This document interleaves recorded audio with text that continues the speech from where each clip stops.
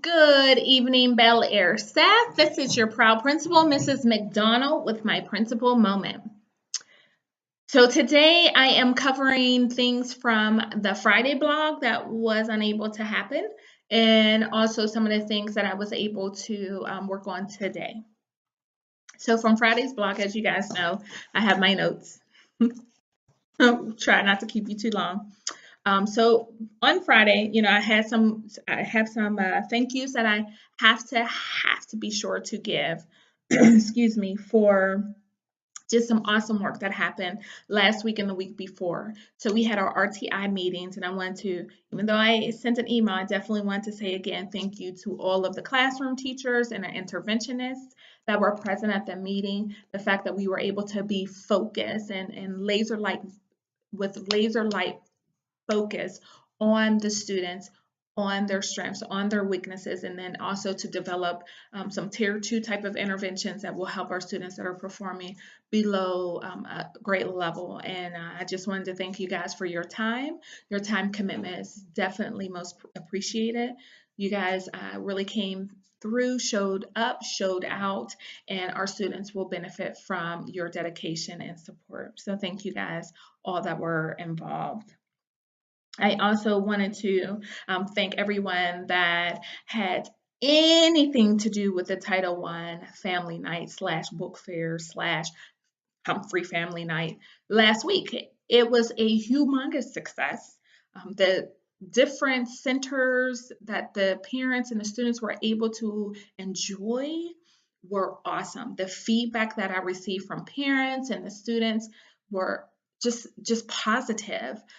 I definitely look forward to another book that we will read as a school.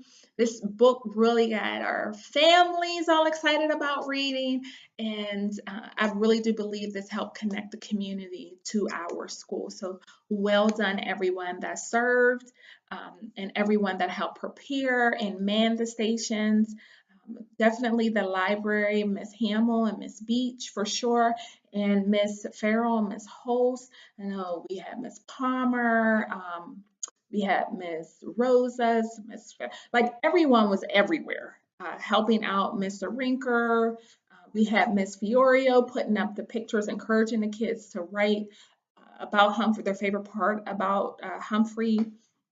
It was just an awesome, very successful event, and I can guarantee you that the two that the students really talked about, two different stations that they really talked about, was the hamster food, yeah, and the coding. So thank you, Miss Hafley, Miss Joel Brown, Miss Ari. Like, you guys just really showed up and showed out. If I didn't mention your name, just know that you are truly valued, and I so appreciate your effort and dedication to our students and our families. Let's see here. So we are complete with our PGP conferences. I met with every single person in our building to do your initial PGP conference.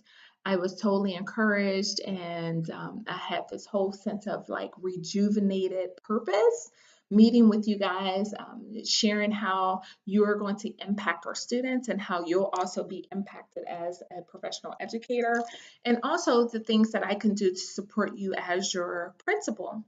One of the things that came out of the discussion, well, I'll say three things that came out of my discussions with K5, interventionists, or classified staff. These are three things that really needed some actions behind them. And so the first one was about the cafeteria. The second was about technology. And the third was about global. And so I'll tackle those three things. So with the first one, with the cafeteria, I met with Miss Bird and Miss Blanca, our cafeteria hostesses, with their PGPs. And so we were able to try to game plan to keep things as consistent as possible, make sure that the flow is there in their control.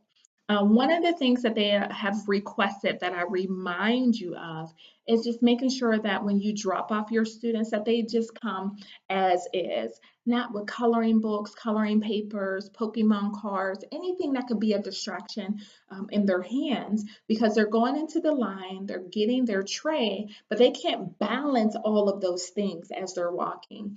We've had a couple of accidents over the past couple of weeks because students were holding on to pencils and crayons and things of that nature. So if you can make sure your honey buns come to the cafeteria empty-handed so that they are only carrying their tray to avoid any type of distractions, disruptions, any accidents, that would be great.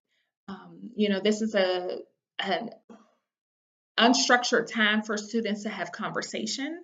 And so putting those little papers out and having them read books and things like that just really doesn't encourage the reading of, not the reading, excuse me, because I was talking about books, but really doesn't encourage them to have those type of conversations and social time with their peers. So please make sure that they are coming to the cafeteria empty-handed. Also, when lunch is over, if we can make sure that we are there to pick up our students on time. There are times when I am in the cafeteria and I'm just there, of course, talking with the students or eating with the students or talking to parents. And teachers are not timely on picking up their students.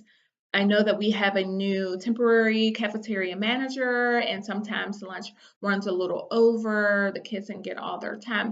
Whatever it is, we'll answer that. I will address that.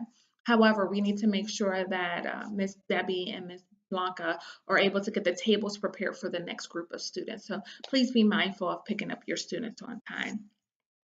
Speaking of being mindful, let's make sure to also be mindful when we drop them off and pick them up for encore. Dropping them off doesn't mean you leave your class at your scheduled time.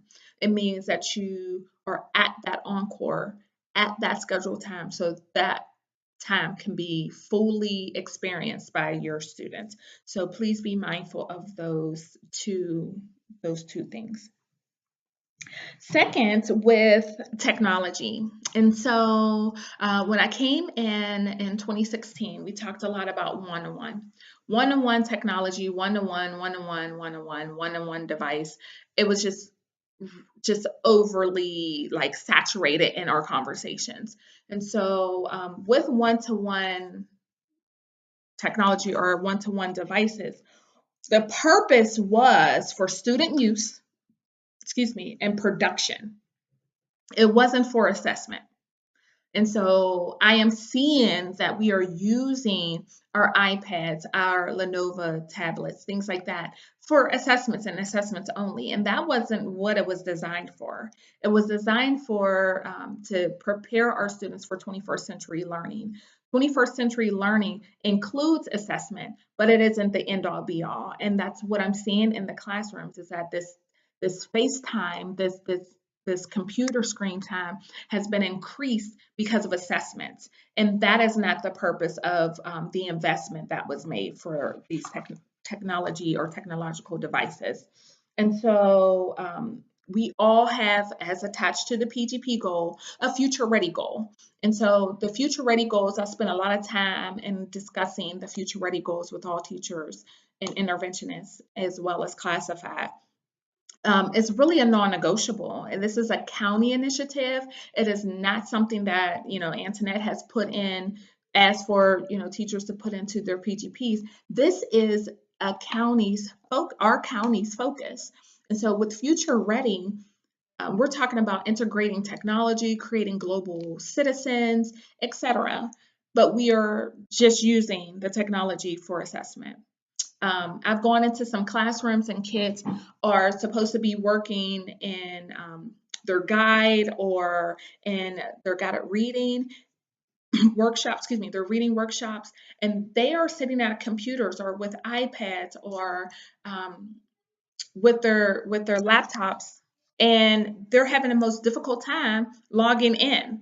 Now, the logins were given in August when the kids came, but we are not even giving them the time and the opportunity to log in so that it becomes second nature. So not only are they having difficulty logging in, that's building frustration, and that is minimizing their time to actually practice their reading or their math. So we need to make sure this is part of our rotation and our kids are having access to these programs and supports on a daily basis. Not all day, but can we get some time? Can the kids get some time to work through those? I definitely feel that that is something that was spoken and shared earlier on, but it is truly something that needs to be implemented ASAP. Um, I know that we talked about also with being one-to-one about kids taking the technology home. And so the investment was made so that they could take them home. This year, we made the investment with our textbooks, making sure that the textbooks were digital. And so it's like, okay, so we are building the steps for the students to take these home. It is the expectation of the county that these devices go home. And so myself, Mr. Rinker, Ms. Chestnut, Ms. Slaughter, we are going to be working with the county and developing like procedural safeguards, if for lack of a better term, for students to be able to use. They all went through the acceptable use policy, but as far as taking the technology home, the devices home, then that's another step. And so I'll be reaching out to different schools that are already have their students taking the technology home so that they have access to the instruction and are able to have access to teams and things of that nature. And we'll discuss internet, like that really isn't anything that has to go through the classroom teacher, but we will also find ways to ensure that there's internet connection as well if needed for certain projects. Um, I do know that we have our um, Computer Science Week that's coming up the week of December 3rd, so the 3rd through the 7th. And Mr. Rinker is also doing the Day of Code on December 6th. And so sometime that week, I will speak and confirm with Mr. Rinker a day where we'll have parents come in and we'll talk about the devices that we have here for our students to use, and also what does it entail for them to be able to take the device home. I asked Mr. Rinker to gather some feedback from classroom teachers in regards to the devices, but the fact that it was not the technology was not purchased or given to us to stay at school, but for students to have access at all times to their instruction using technology. We will be sending those home. And so I want to just share that it is not the classroom teacher's responsibility if a student doesn't return or damages the device. It is not the teacher's responsibility at all. You will not be held accountable for if something were to happen to the iPad or the Kindle or the Lenovo tablet. It is solely the responsibility of the student and parents. That's it. So if that was a huge concern with some teachers in regards to being accountable for that, I wouldn't hold you accountable for that because that's something that we are entering in an agreement with the parent and the student and not with you. So if that allows for a breath of fresh air, awesome. I don't want to create an atmosphere where we are enabling our students, but we are preparing them, like I stated earlier, for the 21st century. We'll hold them accountable. We want to make sure that students have access and are able to demonstrate their knowledge on a daily basis. And then, of course, if a student fails to bring his technology in, I guarantee you, as that day goes on and everyone is working on particular project-based type of things, and they're sitting there with paper pencil, oh, they will never forget their device again because they will have to work double, triple hard versus their peer who is searching everything online, able to, access everything easily. So that whole like learning experience, real life experience, is something that we owe it to the students that we teach. Our job is to teach them, not to be in control over them, but to teach them to be as effective and productive citizens as possible. Okay. So please look out for that information that's coming through. Um, so we had technology. No, we had the cafeteria, the PGP, technology, and now global. So with global, I just wanted to remind you guys that by December 14th, remember, December 14th, you need to have the Getting Started in Your Classroom, the Global Classroom module completed and submitted. Okay, so remember the Getting Started in Your Global Classroom module, that professional development, that needs to be completed. And I strongly encourage you to not wait.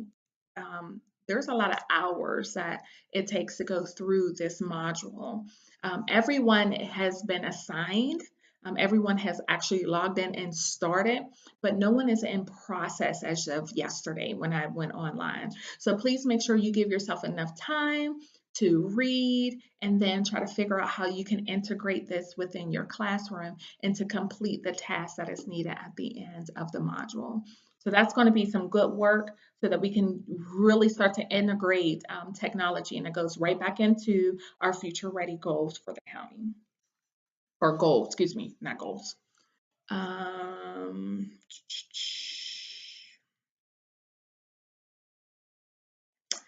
One last thing that I want to make sure, may not be one last thing, but one thing that I do want to make sure is that when our students are in the hallway, I came upstairs on Wednesday and our students were walking just randomly in the hallway, like just all over.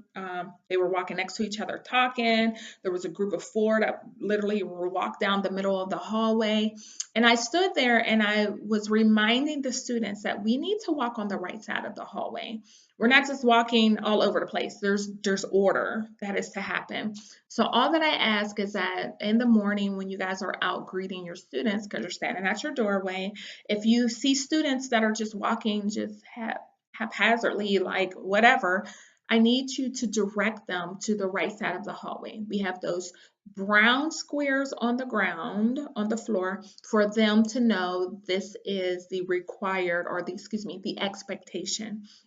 So remind students to walk on the right side of the hallway, and your efforts will be greatly appreciated as we create order and just order. Just make sure that it's procedural and just quiet. Let's walk up and down a hallway. Even if we are about to leave for lunch, leave out to recess, go to encore. If you see some students as you're standing at your door, please remind them, no matter the grade level, that they are to walk on the right side of the hallway.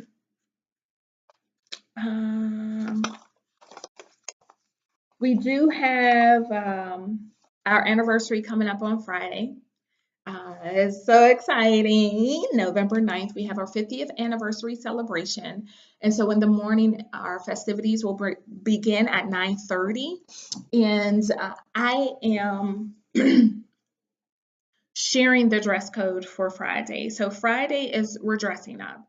We have some dignitaries that will be in attendance. So anything that we have that has Dr. Waltz, unless it's the last day of school and he comes, but anything that we are hosting that Dr. Waltz will be in attendance, we have to make sure that we are dressing professional. We are professional educators, therefore we are to dress professionally when our boss is in the building. And so I'm sharing that we need to either wear a dress, dress pants, a nice blouse for the ladies, for the gentlemen, a shirt and tie, some slacks, but no jeans, no t-shirts, no stretch pants. We're not there. No, we're not doing that. But we are definitely making sure that we are dressed as professional as possible. And then in the afternoon, the turquoise shirt that was given at the beginning of the school year as our school shirt, please make sure to wear that in the afternoon. So yes, you can change your clothes. You do not need to be in a suit all day. change your clothes, and you can wear jeans or khaki shorts, whatever floats your boat. Whatever floats your boat, long as it's, you know, middle finger length. But yeah, whatever it is, just make sure that you have on your turquoise shirt, and that will allow students to be able to identify where we are. So we'll be scattered throughout, and it will just let them, it'll be easy to identify as safe people within our school, or we're always all safe adults, but during the afternoon activities. As far as the logistics and specifics about Friday, the 50th anniversary committee will send an email. Probably will be Mr. Rinker with the expectations for Friday, the times and things like that, and weather contingency plan, and just a whole bunch of great information. So pay attention to that email. We are here to celebrate. We are so excited for 50 years, and we definitely just look forward to it. So please be mindful of the attire, and we'll be ready to celebrate. Let's see. If there's anything that I may have forgotten or did not write down, um, please know that I will send it via email. On Wednesday, we have advisory council.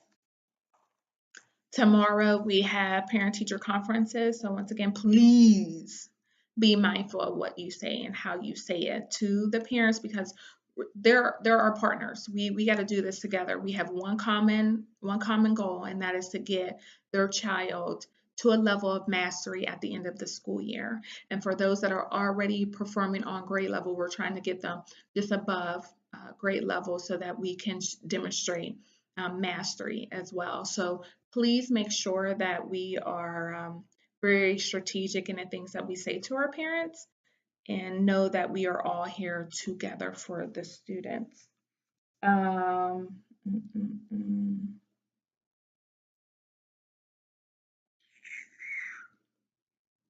I don't know. I think we're good to go.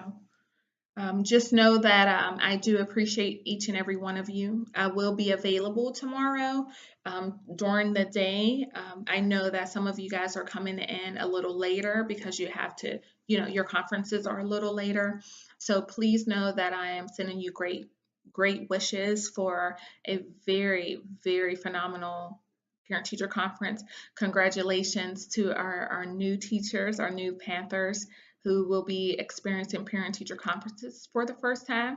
If you need to sit down and have like a little pep talk before it starts, please stop past my office. My door will be open tomorrow, beginning at 9 o'clock. I do have a meeting at 8 o'clock in the morning. I do have parent-teacher conference myself for my son, so I'll be out for a few minutes, and then I'll return and I'll have my door open for then. And other than that, I'll be in the building. So if you need me, you know where to find me. Have a fabulous evening, guys, and I'll see you tomorrow.